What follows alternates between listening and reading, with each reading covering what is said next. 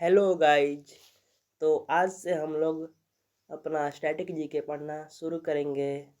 Static GK में आप लोग का चैप्टर होता है शास्त्रीय नृत्य, यूनेस्को विश्व धरोहर एंड प्रमुख त्योहार, महोत्सव, मेले, महत्वपूर्ण देश राजधानी एवं मुद्राएं पढ़ेंगे हम लोग। प्रमुख पुरस्कार एवं सम्मान पढ़ेंगे, प्रमुख लोक नृत्य पढ़ेंगे एंड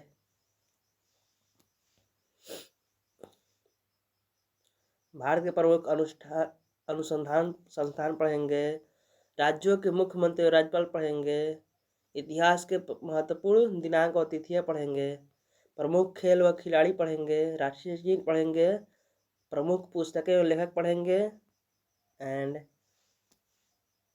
संविधान के महत्वपूर्ण अनुच्छेद, अनुसूची और संविधान संशोधन पढ़ेंगे, वाद्ययंत्र पढ़ेंगे, राष्ट्रीय उदाहरण पढ़ेंगे, प्रथम महिला एवं पुरुष पढ़ेंगे एंड भारत और विश्व के महत्वपूर्ण पर्यटन स्थल पढ़ेंगे।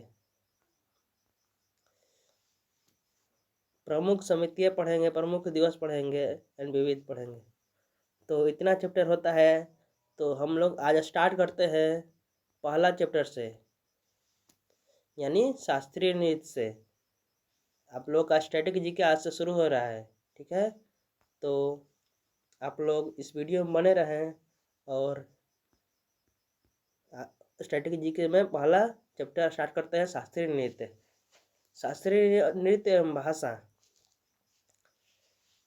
भारत के शास्त्रीय नृत्य अपनी तकनीकी सटीकता और सरल दिशा निर्देशों के पालन के लिए जाना जाता है। नृत्य का सबसे बड़ा उल्लेख भरत मुनि की प्रसिद्ध पुस्तक नाट्यशास्त्र में मिलता है। नृत्य का सबसे बड़ा उल्लेख कहाँ मिलता है? तो नृत्य का सबसे बड़ा उल्लेख, नृत्य का सबसे पहला उल्लेख भरत मुनि की प्रमुख पुस्तक नाट्यशास्त्र में मिलता है। हम देखते हैं भारत के प्रमुख शास्त्रीय नृत्य कौन कौन सा है। पहला है भरतनाट्यम। भरतनाट्यम कहाँ का शास्त्रीय नृत्य है? तमिलनाडु का। भरत मुनि के नाट्य शास्त्र से जन्मी इस नृत्य शैली का भरत मुनि के नाट्य शास्त्र से जन्मी इस नृत्य शैली का विकास तमिलनाडु व उसके पास क्षेत्र में हुआ था। भरतनाट्यम कहाँ का है? शास्त्रीय नृत्य तमिलनाडु का है। भरतनाट्यम तमिलनाडु का है। भरतनाट्यम से को सबसे प्राचीन नृत्य माना जाता है। सबसे प्राचीन नृत्य भरतनाट्यम को माना जाता है, याद रखिएगा। भरतनाट्यम के प्रमुख नर्तक टी बाला सरस्वती, इनको पद्म विभूषण 1947 में मिला था। सोनल मान सिंह, ये इम्पोर्टेंट है। एंड रुक्मिणी यामिनी कृष्णमूर्ति, इनको पद्म विभूषण 2016 मिला था। रुक्मिणी देवी, ये भी इम्पोर्टेंट है। यामिनी कृष्णमूर्ति भी इम्पोर्टेंट है। रुक्मिणी देवी भी इम्पोर्टेंट है। पद्मा सुब्रमण्यम, यह भी इम्पोर्टेंट है, इनको भी याद कर लीजिएगा। विजयती माला एम लीला सैमसंग, मीनाक्षी सुंदर पिल्लई, ये सब नाम इम्पोर्टेंट है, आप लोग सब याद कर लीजिएगा। मालविका सरुकई, ये भी हैं भरतनाट्यम के। एंड अब दूसरा शास्त्रीय नृत्य देखते हैं कथक। कथक कहाँ का है? आप लोग बताइए कथक कहाँ का है? कथक आप लोग का उत्तर भारत का है, यानी भारत के उत्तर प्रदेश तथा उसके आसपास क्षेत्र का है। यानी आप लोग का कहाँ का हो जाएगा? लखनऊ, जयपुर, रामगढ़, ऐसे हो जाएगा ये सब। कथक का नाम कथिका अर्थात कथा शब्द से लिया गया है। कथक का नाम कथिका अर्थात कथा शब्द से लिया गया है, जो भाव भंगिमाओं एवं संगीत के साथ महाकाव्यों से ली गई कविताओं की प्रस्तुति करते थे। यह नाट्य शैली मध्य भारत के उत्तर प्रदेश तथा उसके आसपास के क्षेत्र में उभरा था। कथक कहाँ का है? उत्तर भारत का, यानी उत्तर प्रदेश में भी होता है, उत्तर भारत में होता है इसका। कथक के प्रमुख नर्तक अब देखते हैं। कथक प्रमुख नर्तक इसका है बिरजू महाराज, फिर लच्छू महाराज, शंभू महाराज एंड सुखदेव महाराज। दयंती जोशी, सितारा देवी, जय किशन, शोभना, नारायण, गोपी कृष्ण, मल्लिका सरकार। इतना है इनका, ये सब याद कर लीजिए। कुचिपुड़ी अब देखते हैं। तीसरा, कुचिपुड़ी कहाँ का है? शास्त्रीय नृत्य आंध्र प्रदेश का। कुचिपुड़ी नृत्य विद्या का नाम कुचिपुड़ी नृत्य विद्या का नाम आंध्र प्रदेश के एक गांव सुसेस्वारी एवं कुचेलापुरम से उत्पन्न हुआ है। यह नाट्य शैली आंध्र प्रदेश में उभरी है। आप लोगों को तो बताया है पहले ही, कुचिपुड़ी कहाँ का है? आंध्र प्रदेश। इसको याद रखने का तरीका है काचापुड़ी। काचापुड़ी यानी आधा पूड़ी, आंध्र प्रदेश। काचापुड़ी कौन खाता है? आधा आदमी को देते हैं लोग, इसलिए आंध्र प्रदेश हो जाएगा आप लोग का। कुचिपुड़ी के प्रमुख नर्तक कौन कौन है? यामिनी कृष्णमूर्ति, पद्म विभूषण इनको मिला है 2016 ईस्वी में। अपर्ला सतीशन एंड लक्ष्मी नारायण शास्त्री, राधा रेड्डी, राजा इसमें रेड्डी जो है ना कुचिपुड़ी के होंगे, याद रखिएगा। पद्मा रेड्डी, शोभा नायडू एवं वेदांती सत्यनारायण स्वप्न एवं सुंदरी इंद्राणी रहमान। एंड अब चौथा देखते हैं आप लोग का शास्त्रीय नृत्य कथकली। कथकली कहाँ का है? कथकली यह नाट्य शैली केरल का है। केरल उसके आसपास क्षेत्रों का है, याद रखिएगा। ये नाट्य शैली कहाँ का है? केरल का। कथकली केरल का। कथक उत्तर भारत का है। उत्तर यानी उत्तर प्रदेश में कथक मनाया जाता है, उत्तर भारत में मनाया जाता है। कथकली केरल का है। कथकली नाट्य शैली को पुनर्जीवित करने का श्रेय राजा मुकुंद संरक्षण में प्रसिद्ध मलयालम कवि वल्थोल नारायण मेमन को दिया जाता है। कथकली प्रमुख नर्तक कौन है? गुरुकुंज कुरूप, शांताराव, कृष्ण कुट्टी, गोपीनाथ, कृष्ण नारायण, सीता रीता गांगुली, मृणाली, साराबाई, उदय शंकर, आनंद शिव रामन। ये सब हैं कथकली के। या कथकली कहाँ का है आप लोग का? कथकली केरल का। अब मोहिनी अट्टम देखते हैं। मोहिनी अट्टम कहाँ का लोक नृत्य है? मोहिनी अट्टम केरल का प्रसिद्ध लोक नृत्य है।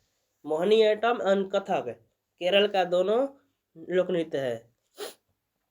मोहिनी अट्टम शब्द का अर्थ होता है मोहिनी, सुंदर नारी। अष्टम अर्थात नृत्य, सुंदर नारी का नृत्य।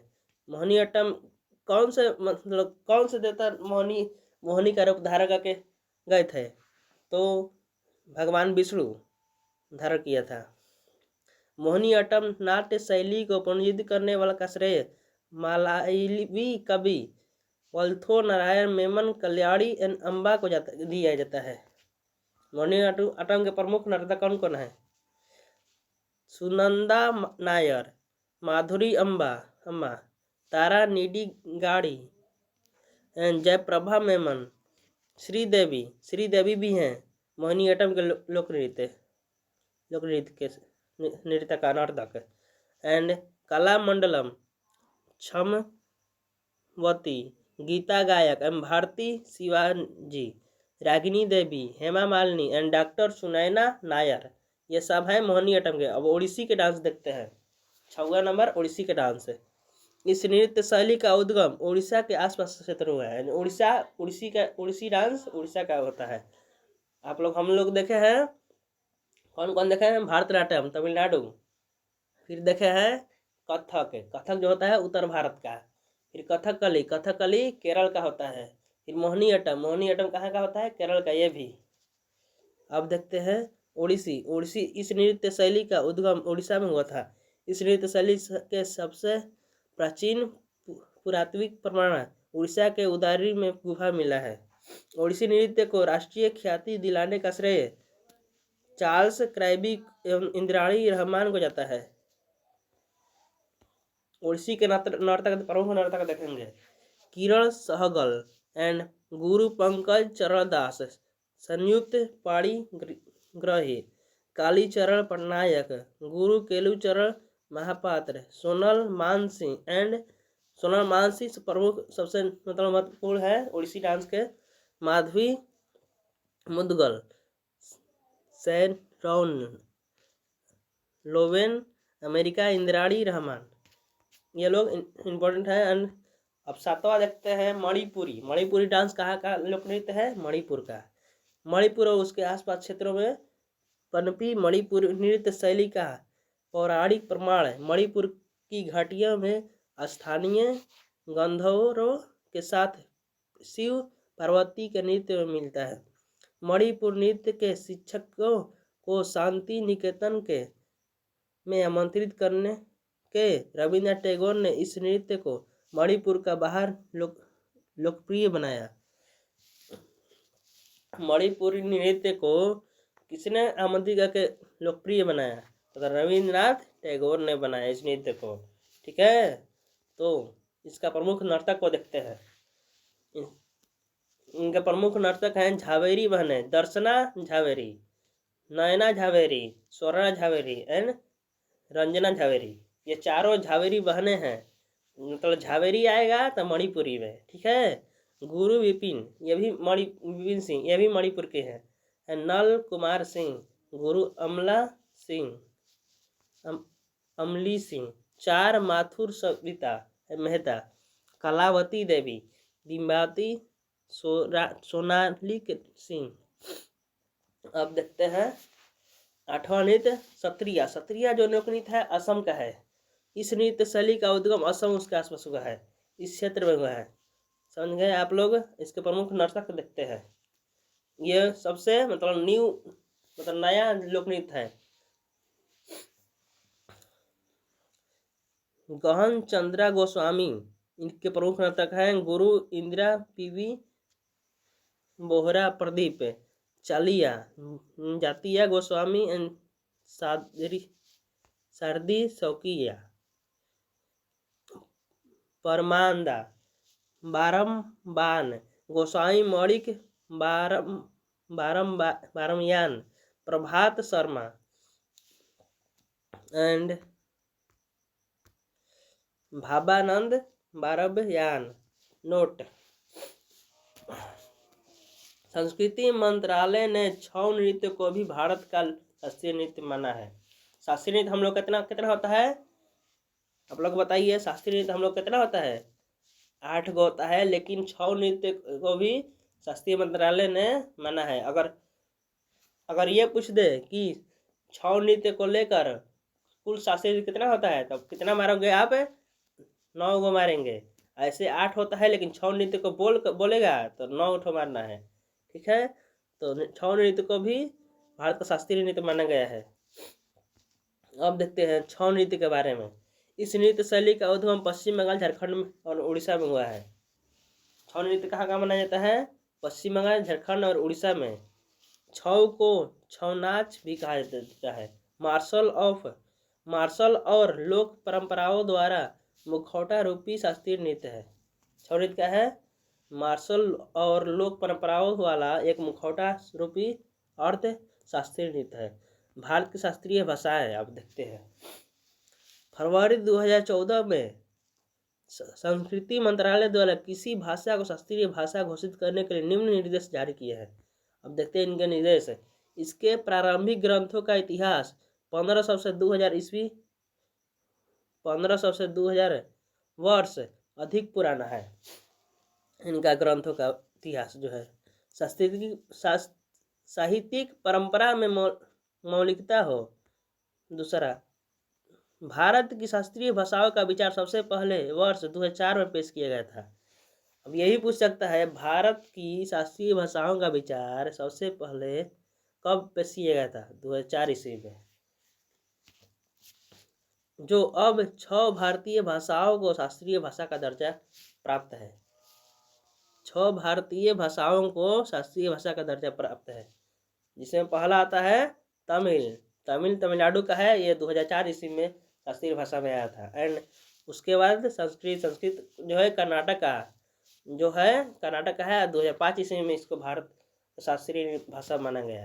एंड तेलुगु जो है आंध्र प्रदेश एंड तेलंगाना का है, जो 2008 ईस्वी में भारत का शास्त्रीय नृत्य माना गया था। एंड कन्नड़ जो है कर्नाटक का है, 2008 ईस्वी में इसको भी माना गया था। 2008 ईस्वी में 2 ठो को माना गया था, आंध्र प्रदेश से टूट कर ही तेलंगाना में है, तो दोनों में माना जाता है, तेलुगु होता है, भाषा है। आंध्र प्रदेश, तेलंगाना एंड कर्नाटक में जो है इसका 2008 ईस्वी में माना गया था। मलयालम भाषा को केरल 2013 ईस्वी में शास्त्रीय भाषा माना गया था। एंड उड़िया यानी उड़ीसा का लैंग्वेज है, उड़ीसा का फेमस लैंग्वेज है। एंड 2014 में इसको शास्त्रीय भाषा माना गया था।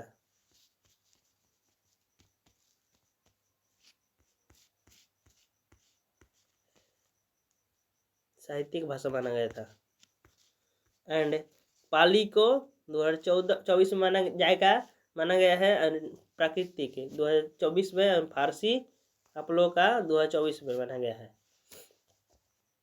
तो ये 24 वाला बढ़ जाएगा तो और ज़्यादा हो जाएगा। तो अभी कितना है, अभी 6 ठो को भारतीय लैंग्वेज में साहित्यिक मतलब कि लैंग्वेज प्राप्त है आप लोग का 6 ठो।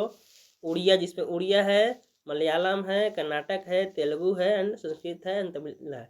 1 2 3 4 5 6 तो उड़िया 2014 में माना गया था।